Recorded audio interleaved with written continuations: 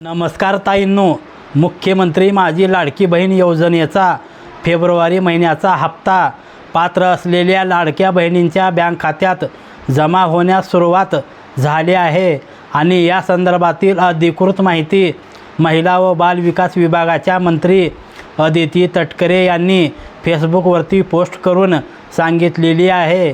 तसेच GR सुद्धा काढण्यात आलेला आहे।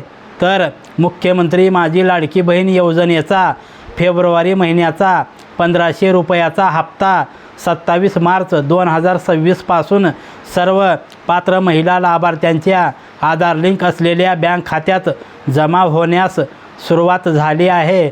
येत्या 2 ते 3 दिवसात पात्र असलेल्या लाडक्या बहिणींच्या बँक खात्यात हे पैसे जमा होणार आहेत।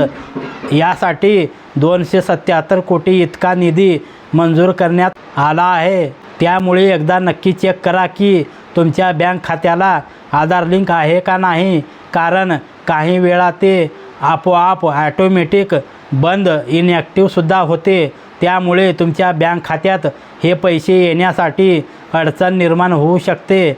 काही लाडक्या बहिणींच्या बँक खात्यात हे पैसे आले सुद्धा असतील, तर काही लाडक्या बहिणींच्या बँक खात्यात हे पैसे आले नसतील, तर काही काळजी करू नका।